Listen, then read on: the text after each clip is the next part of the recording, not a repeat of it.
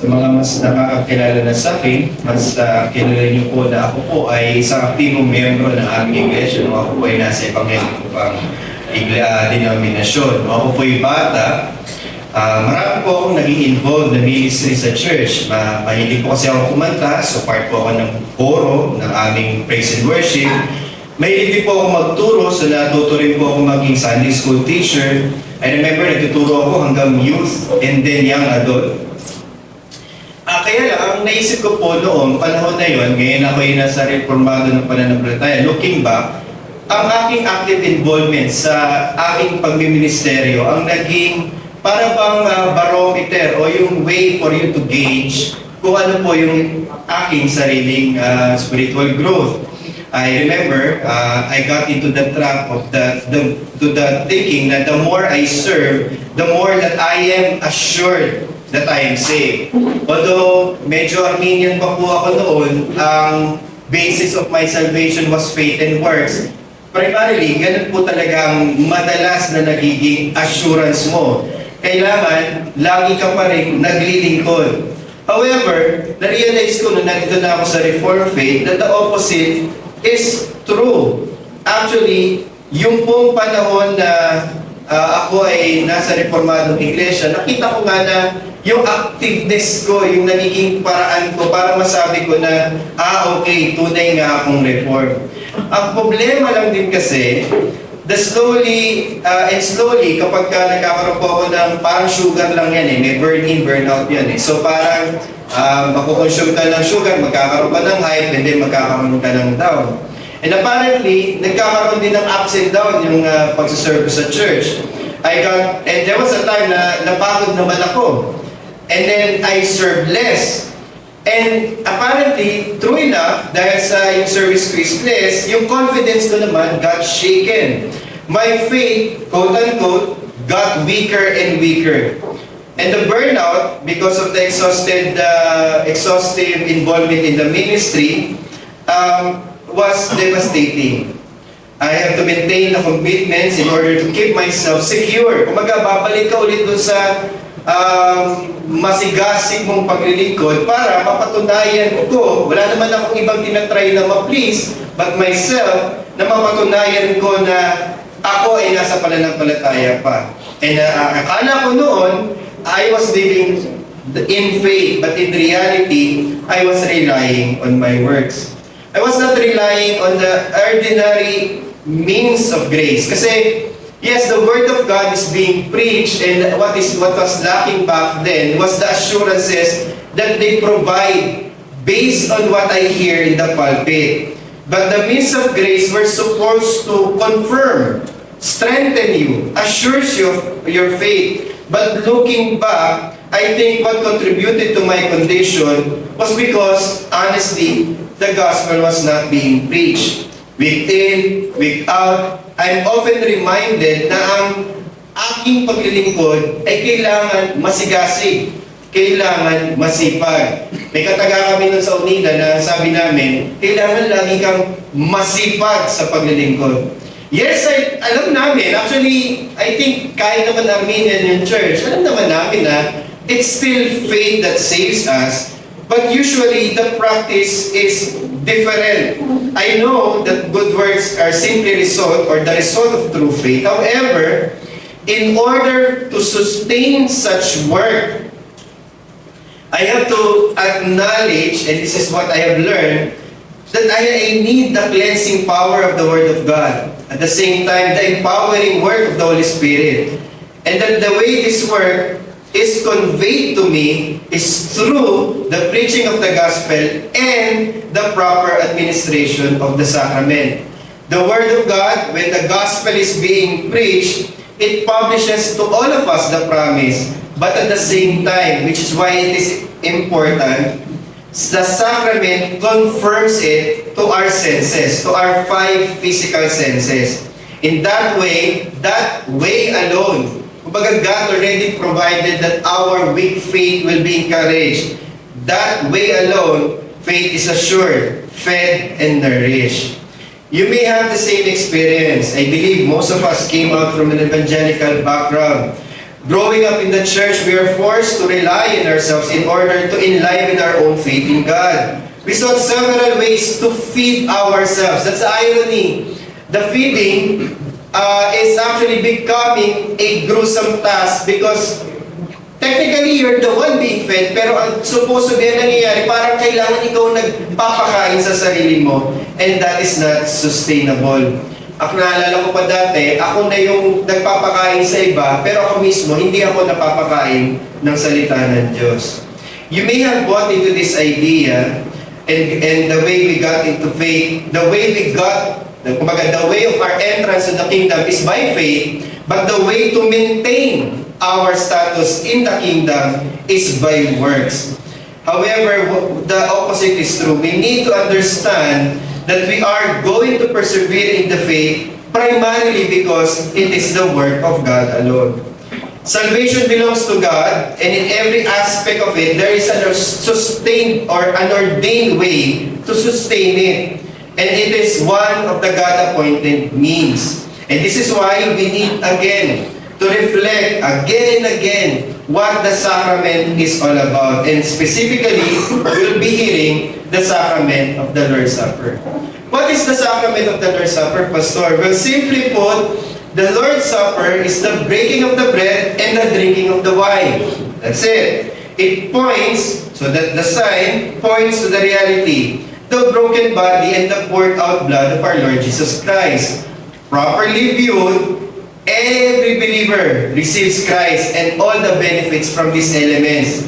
We are nourished, kasi food. We are refreshed because drink by Him unto eternal life. The Lord's Supper shows us, or shows to us, that we are united to Him indeed. Kasi yun yung unseen reality. That we have received forgiveness. Kasi sometimes we may doubt. Because sometimes we still sin. And most of the time, when we sin, we regress in our assurance. But we have to be assured that eternal life has been given. That you receive it not because of what you have done, but because of Him who has given it to you.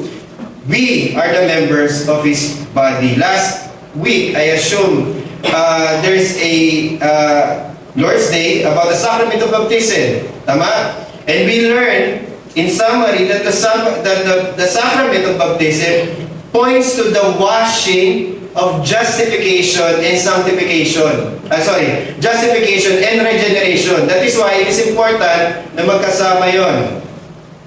That topic covers Lord's Day 26 and 27. For this Lord's Day, we will be hearing the Lord's Supper naman, and we will be covering Lord's Day 28. And we will answer two important questions. One, what does the Lord's Supper points to? What is the greater reality, the unseen reality that it points to? And number two, how does it benefit us as believers? But before we begin, let us bow our heads and let us focus our attention. And may we ask the Holy Spirit to continue to liven our faith, to receive and to give us faith in our preaching. Let us bow our heads and let us pray. Our dear Heavenly Father, we most gracious God, we pray as we continue to understand these words, as we continue to be reminded of this great important truth, the Lord's Supper, the reality that it points to and how it benefits us as believers.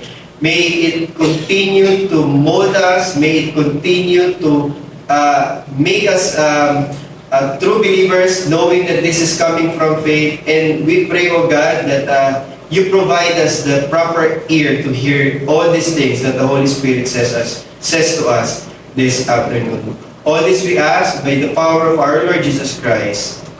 Amen. So what does the Lord's Supper points to? Well, the Lord's Supper is a sign and a seal. You've always heard that. Just like the baptism. Usually may mga confusion kasi feeling ng iba, magkaiba yung baptism sa Lord's Supper. No, they are both sacraments. Some consider this as simply as ordinance, but actually if you think about it, baptism as an ordinance, then definitely you can just simply say na the Lord's Supper is an ordinance. However, the proper view would be to understand them together, both the baptism and the Lord's Supper. I trust that the water of the baptism has already been explained, but let me just simply point out in harmony to what we're going to hear, that the baptism is a washing away of our sin. It is the washing away of justification, of the forgiveness of our sin, but at the same time, it also points to the regenerating work. The washing of the Holy Spirit points to the work of the Holy Spirit. Regeneration happens before our conversion. So yun po yung pino-point out dun sa baptism. But what naman does the breaking of the bread and the pouring of the wine points to? They reveal to us the spiritual reality, the realm now that we are all living in. The redemptive work of our Lord Jesus Christ, the ongoing perseverance in the end. When we eat the bread and drink the wine, we receive Christ and all the benefits He provides. We are nourished by the elements, our souls are refreshed, our faith is strengthened. Well, where can we find that the Lord's Supper as the sacrament points to the redeeming work of our Lord Jesus Christ? Well, kailangan nating balikan yung lumang tipan. Kung paano ang bautismo ay pumalit sa pagtutuli or circumcision, the New Testament institution of the Lord's Supper replaced the Old Testament institution of the Passover. In Luke 22, which is, I think yun yung pinakamalinaw, we can clearly ascertain that the occasion when the supper happened was the day of the unleavened bread. Verse 7 to 8. Then came the day of the unleavened bread, on which the Passover lamb had to be sacrificed. So Jesus sent Peter and John saying, "Go, prepare the Passover for us that we may eat it." So Jesus is already understanding the Old Testament significance, pointing to His person, has to show this to His disciples, and moving forward, has to be instituted. Kaya, importante yung 1 Corinthians ni Paul to make sure that this will be institutionalized. But prior to being institutionalized, the disciples themselves received it from our Lord Jesus Christ. So we can understand from here na ang ating Panginoon Jesucristo choose to take the meaning, the significance. Kasi symbolism sa topology, yung meaning ng elements points to the lamb. Obviously, the lamb is real, the lamb is historical, but at this point, yung topology na yung nagkaroon na ng from significance to symbolism, kumbaga, to the greater reality, not just the reality on earth. Kasi yun yung nangyayari sa Passover sa Old Testament. Yung reality na greater, which is our Lord Jesus Christ, is now making sure that the disciples understand that the Passover points to Him. He was, as John so recently put it, John 1:9 says, "Behold the Lamb of God, who will take away the sin of the world." At the same time, Jesus declared, kaya actually malinaw sa John, kasi John is a fuller glorified view.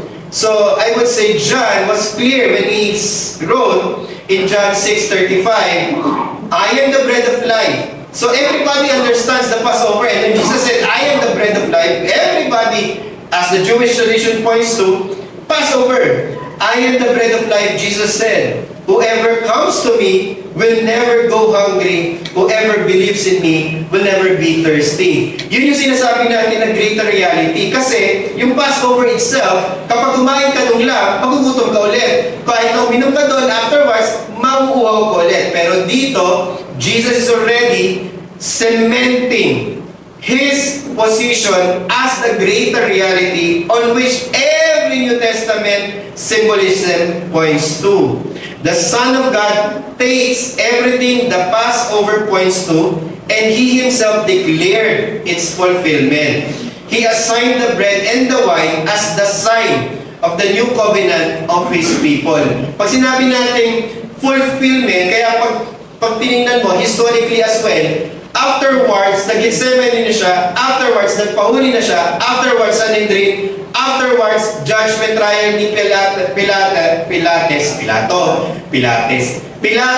And afterwards, cross. And yun na. Alam na natin na, alam niya. He knows his own time of the, kumbaga, he knows the events. So he has to take this because prior to the, syempre hindi pwede magkaroon ng cross na hindi niya na-explain yung symbol. And at this point, he has done it.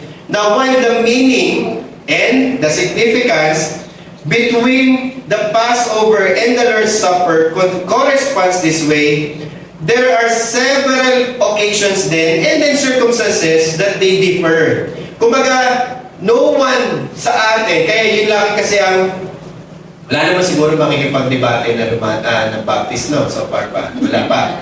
Okay, pero kasi, yun ang laging objection. Parang arbitrary naman, Pastor. Same objection kasi sa baptism, sa circumcision. Parang arbitrary naman, Pastor. Parang lahat ba yan corresponding to the symbolism? No. We are simply laying down what Jesus made clear as the correspondence.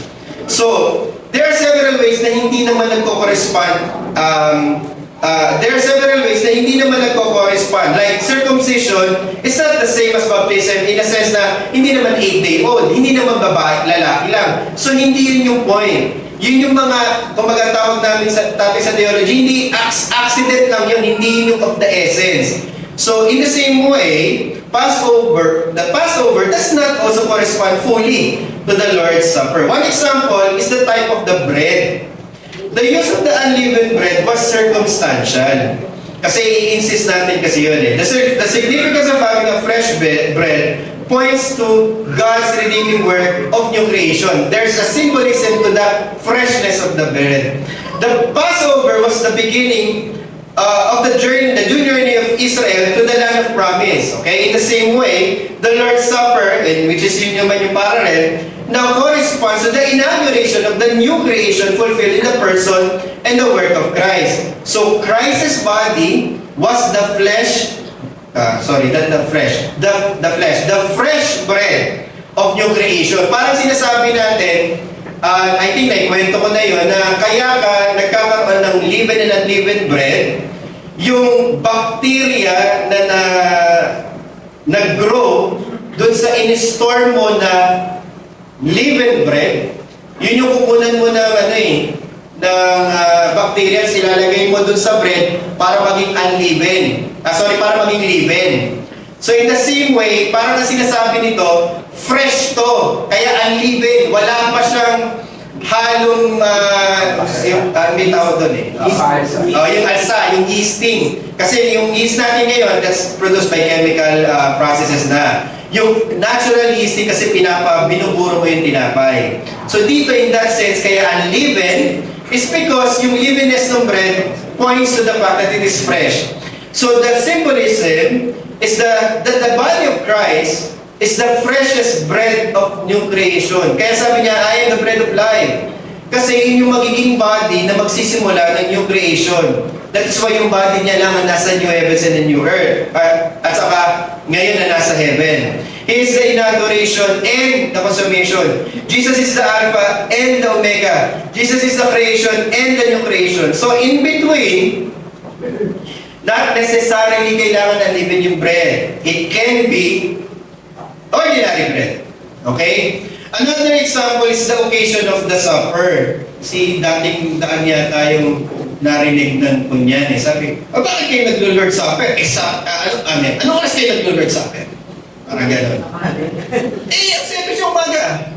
Di ba Lord Supper? Supper Sabi niya sa mga iglesia ni Cristo. Di ba supper? Dapat gabi. So then again, taking things literally and every accident of the whole event becomes a point of contention. No. The occasion of the supper is another accident to it. Being called supper, we're not oblivious to the fact that it happened at night. Okay? The question are raised by the philosopher, bakit nga naman nagsasupper sa morning service? Well, the occasion of the supper belongs to the old institution of the Passover. However, Given that Christ is now fulfilled the Passover, all its significance points to Him. It does not anymore have to follow how it should be done. Likewise in the evening, like the Passover. Going back to Luke 22, in verse 20, it is written, in the same way, after the supper, He took the cup, saying, this is the cup. So kaya nagkaroon ng repointing. This cup is the new covenant in my blood, which is poured out for you. Imagine, hindi pa namamatay si Jesus nito, kaya hindi naiintindihan ng mga apostol na time. Naintindihan na lang nila ito kasi nag-Lord's Supper sila sa Acts 1. Nung time na bumalik ng ating Panginoon sa Kristo, nakasama nila ng 40 days. Nasa upper room sila. Doon na lang ulit nila naintindihan kasi inulit. Nagkaroon ng Lord's Supper. In that sense, the drinking of the wine happened after the supper.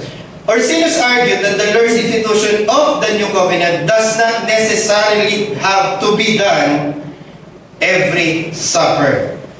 Because the spiritual significance, doon sa topology and biblical theology, yung spiritual significance, hindi yung buong literal interpretation of the act or the event.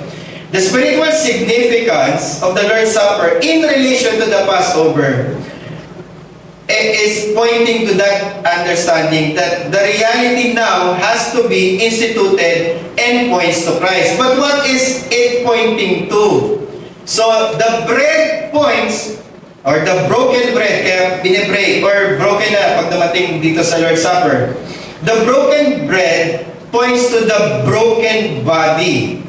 And the poured wine, actually, it's the breaking and the pouring. The breaking and the pour, yung pagpupur ng wine, points to the poured out blood of our Lord Jesus Christ. Kaya nung nasa cross siya, it was important na ma-break yung bones niya. Nung nandun din siya sa cross, it is important that gravity have to take care of the sweating and the blood dripping out from His own body. So yun yung significance niya. Christ, in all intent and purposes, used the bread and the wine to signify to His whole work of redemption. So, it points to His work at the cross. At the same time, it also points to the sustaining work of Christ in the church. Kasi yes, lalabas yung cross, kasi, again, kung perspective ng disciple, hindi pa nangyayari, it points forward to them.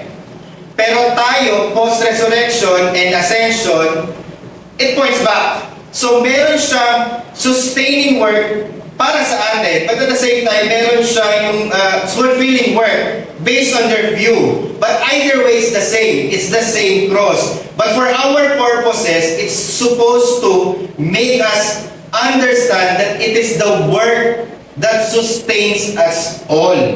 The supper was given to the church for their nourishment and refreshment. Yun yung actual general idea of the symbolism. The Lord's Supper was supposed to encourage all believers in the church with regard to their waning, weakening, and uncertain faith. It's supposed to nourish and encourage us. It's supposed to give us refreshment. Kaya hindi opposed yung mga reformers, and even today it's being debated, na every week dapat ang Lord's Supper.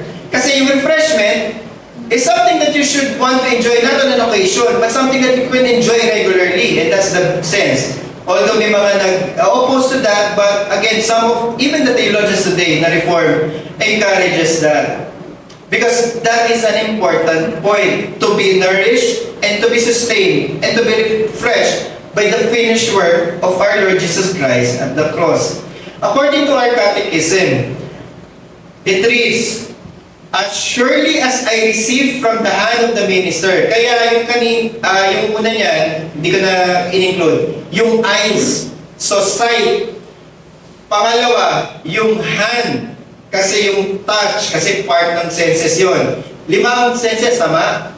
Sight, touch, smell, Taste, and ano pa? Here. Pampingi, ano?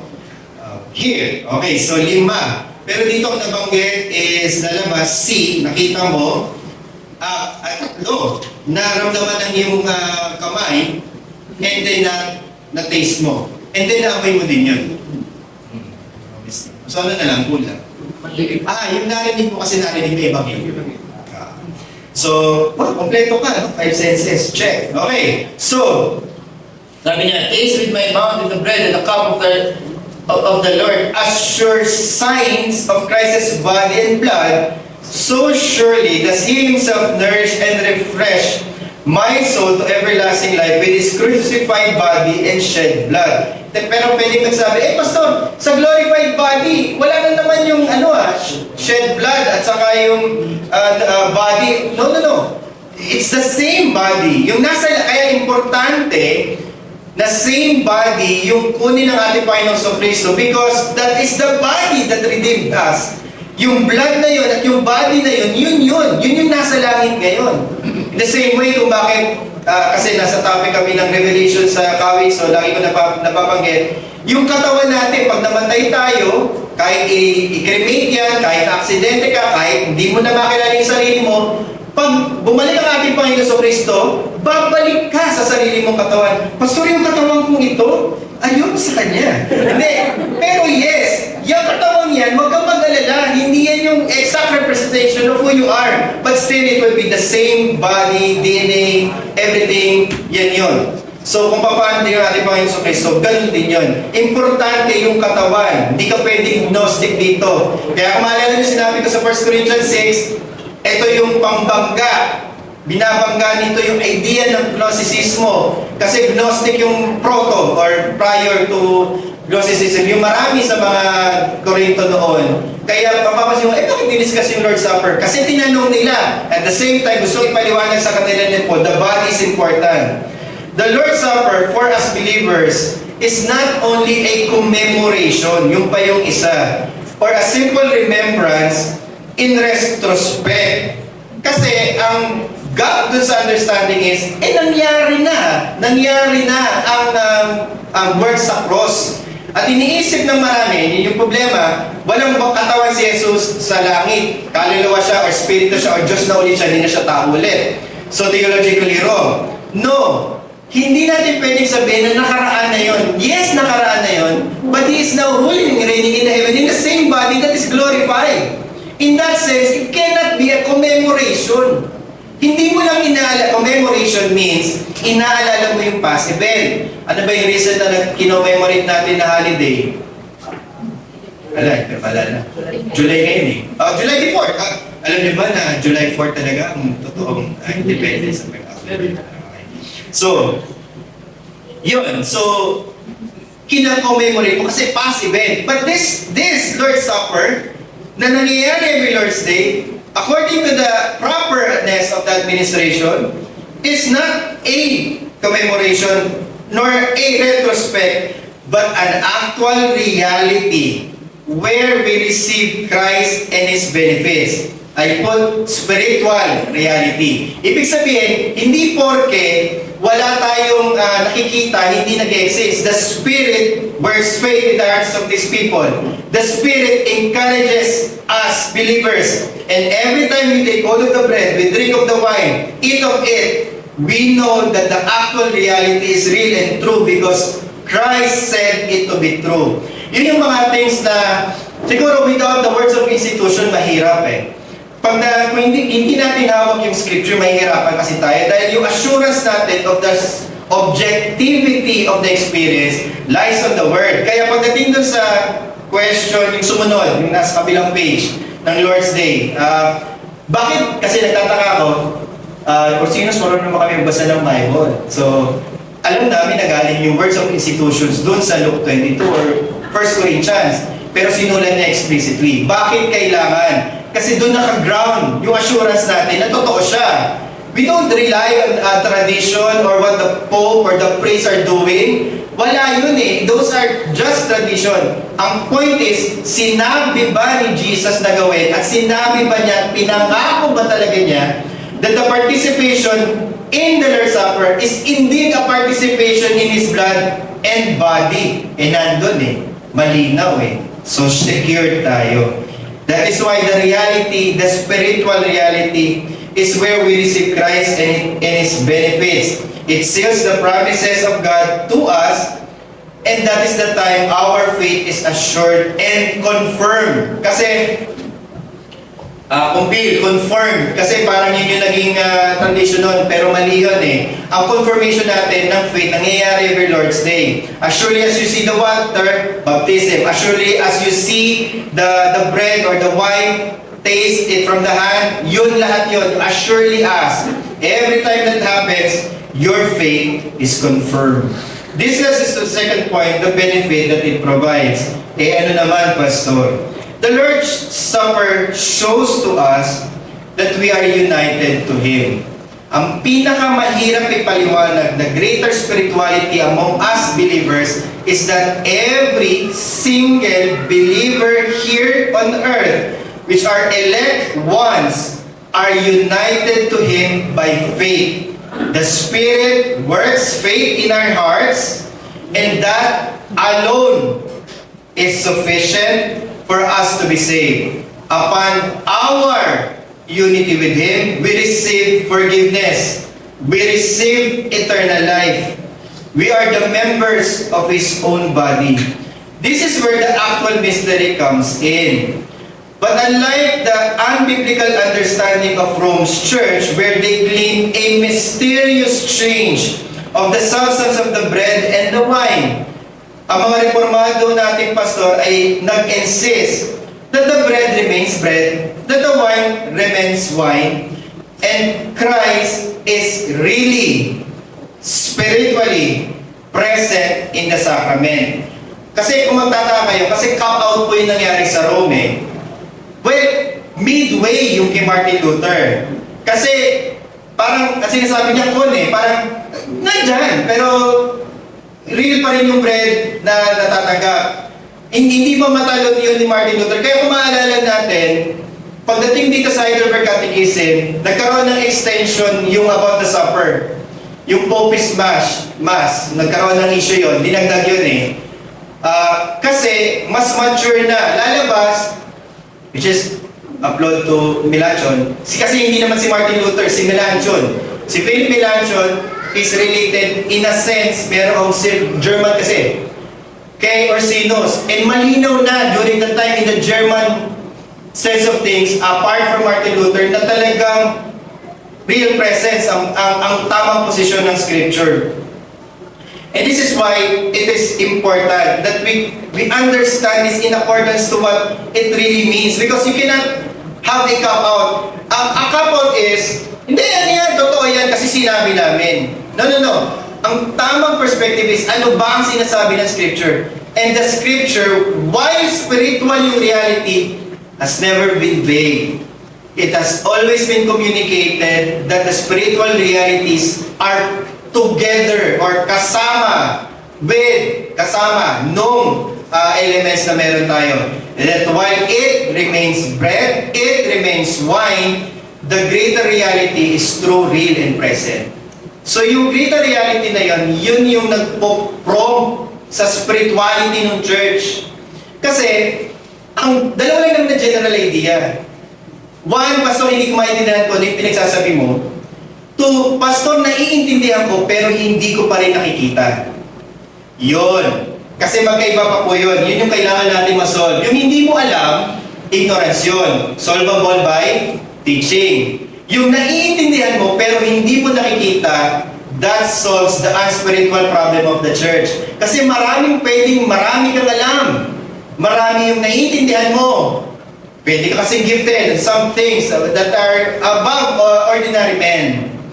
But unless you have experienced the spiritual reality of conversion, none of those things you've comprehended will ever become a reality in your life.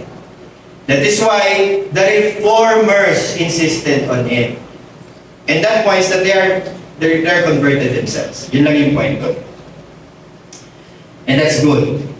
And so, Christ while His body is located in the heavens, yun yung sabi ni Ursinus, true enough, it is truly united with us through, kaya spiritual through the Holy Spirit.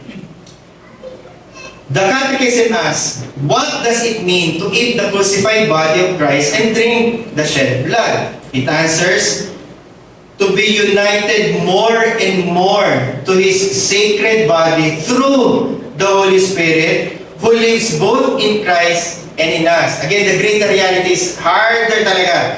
I've been through it. Pag ilang beses ko na yata itong na-preach.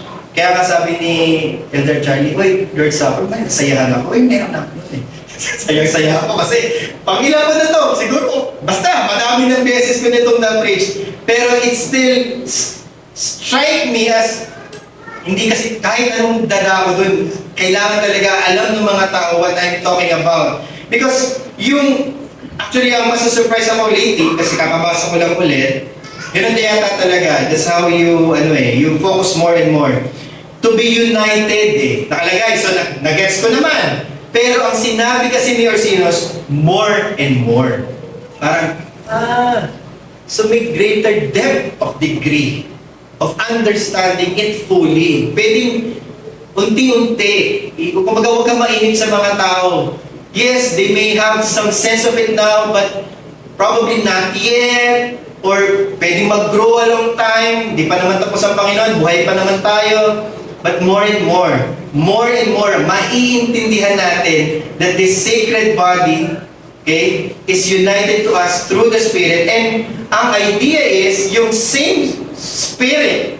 Question, si Christ ba ay divine person, Spirit? Sagot. Si Christ ba ay divine person? Sagot. Si Christ ba divine person? Si Christ ba divine person? As a divine person ba, spirit siya? Yes. Okay. Is the Holy Spirit a divine person? Yes. Does the Holy Spirit, obviously the Holy Spirit is a spirit. So wala na tayong question doon. Ang mahirap is yung tayo. Paano nangyari na spirit ni Holy Spirit nasa atin at tayo mismo ay may spirit? May spirito po ba tayo? Meron din. Yun din yung kaluluwa natin, yun yung unseen and immaterial aspect ng buhay natin.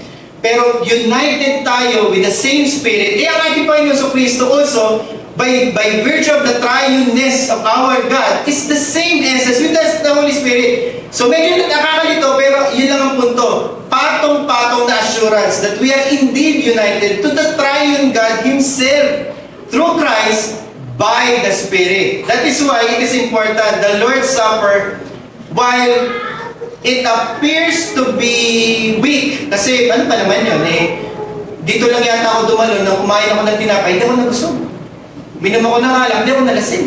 Hindi ako nalasing. So, bitin. O nga, kasi yung general idea is not for you to mabusog. Ang general idea is hindi para makainom ka lang para magkaroon ng mawala yung thirst mo. But rather just to symbolize to you the real spiritual essence of what being communicated to us. So therefore, although Christ is in heaven, we are here on earth. Yet, we are flesh of His flesh, bones of His bones. Saan galing to? Genesis to. First wedding ito nangyari. Yung first wedding happened in the garden, tama?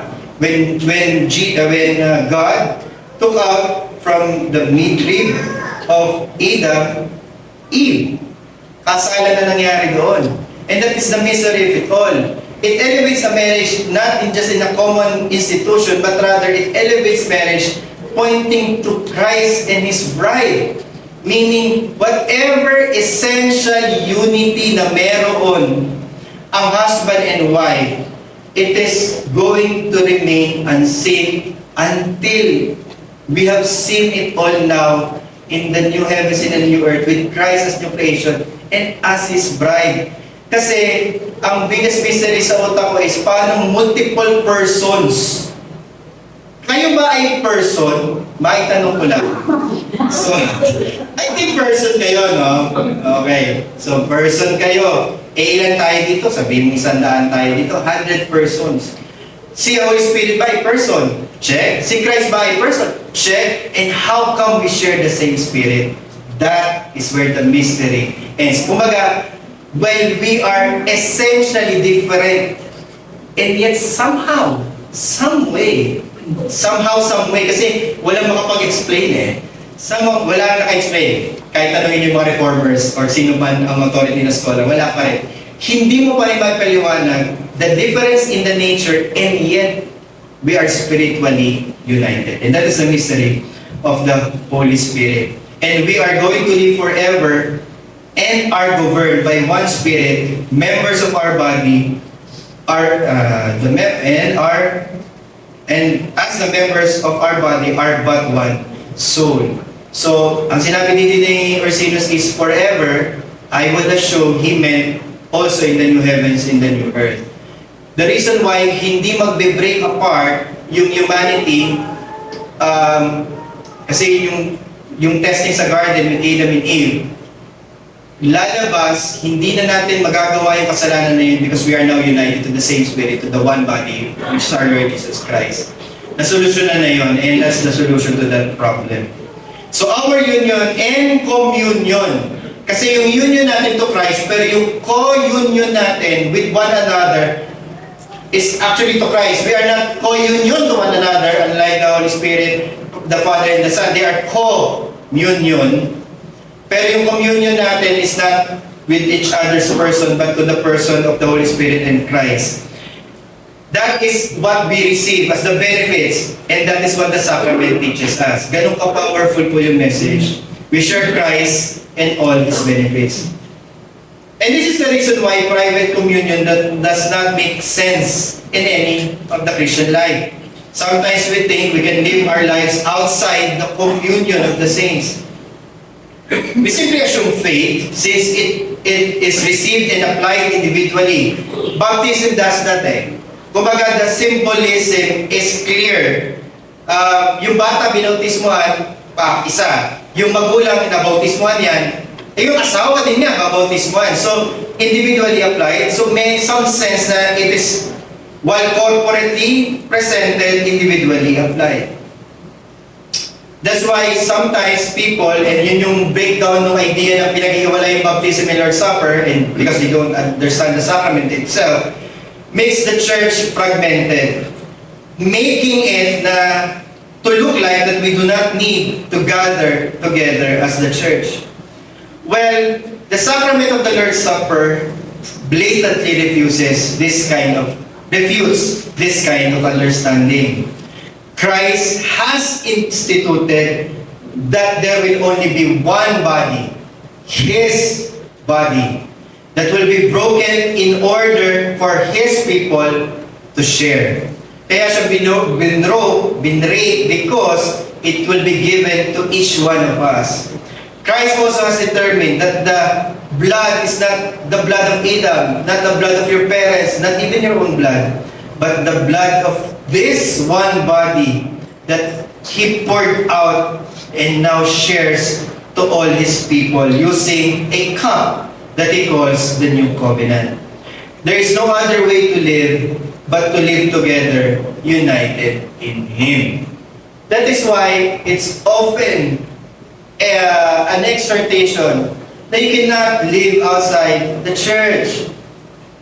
I've been in the church all my life. Yes, my understanding was flawed. Yes, I had to mature. Yes, I had to understand theology. Yes, all those things happened, but never without the church. Yes, Pastor, ano bang denomination yan? Those are valid questions, but at the end of the day, it has never been a Christian virtue na, parts, okay lang kahit di ka part ng church. It has never been. Not in any world, in any imagination, it cannot happen. You must be inside the church. You must be living in the body. Either institutional, organism, it doesn't matter. Whatever church, the true one, of course. But still, you have to be there. You have to be in His body. So what is the benefit? Simply put, Christ. Wala nang iba. The benefit is Christ. The benefit is His whole being. Who He is and what He has done. All that He is and all that He has, we have. And that is the point. We share Christ. We all receive the benefits from Him. We are saved by Him. We are nourished, we are sustained, we are fed, we are refreshed. So, Christian, do you eat of His flesh and do you drink of His blood? Holy Scripture calls us to do so. You drink and you eat from Him. In John 6, I think malapit na ako. In John 6, verses 52 to 59, we can read, when the Jews then disputed among themselves, saying, how can this man give his flesh to eat? Well, valid point din naman. Even the early church were accused of being carnivores primarily of this same misunderstanding. Primo, lalabas yung mga Christians sa worship service nila, sabi mo na mga sila slave o whatever, sasabihin nila, tatanungin sila ng mga kaibigan nila, saan kayo galing? Ay, yung kinain namin yung katawan at saka ininom namin yung dugo ni Kristo doon. But of course, they meant it literally. Well, spiritually, of course. Pero everyone would not disagree in understanding that it meant literally. That is how the Jewish understanding also, the Judaism of his day. That is why Jesus had to clarify. Jesus said, truly, and affirms actually, truly, truly, I say to you, unless, without exception, pag gumagamit kasi si John sa unless, which is consistent naman sa buong book niya, unless, without exception, unless you eat the flesh of the Son of Man and drink His blood, you have no life in you. Zoe, of course, yun. Yung sabihin, spiritual life. Zoe, eternal life din ang sabihin nun. Whoever feeds on my flesh, drinks my blood, has eternal life. So, ibig sabihin dito, hindi yung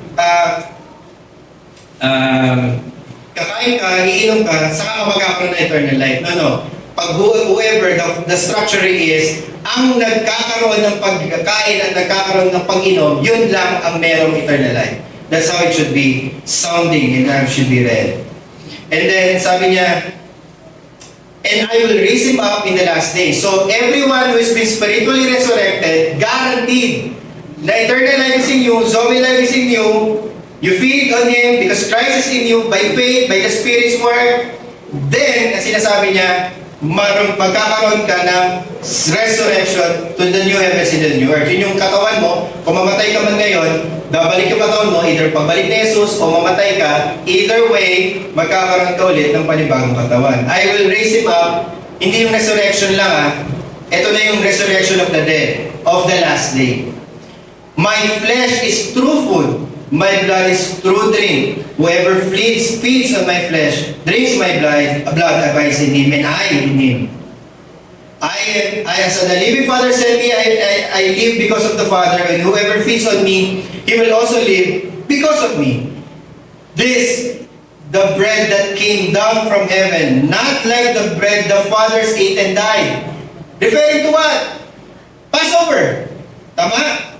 What is the bread that they ate? Yung manna sa wilderness. They ate and they died. But this bread, this wine, this Christ, when you feed on Him, sa panahon na kayo ma-convert, when you feed on Him, you will no longer die, but have eternal life. Sabi niya, whoever feeds on this bread, me, bread, yun yung sinasabi ni Jesus, you will live forever. And Jesus said these things in the synagogue as He had taught in the Capernaum. We are called to eat of His flesh. This is not a war between the literal and the metaphorical interpretation of the words.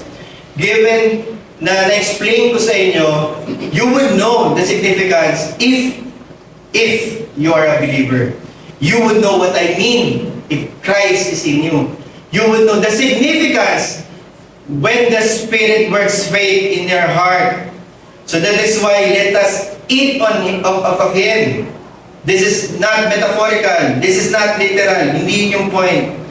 Christ wants us to understand that this is the real and spiritual way. Christ is united to us.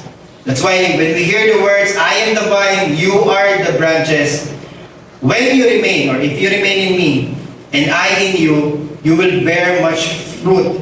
Apart from me, you cannot do nothing.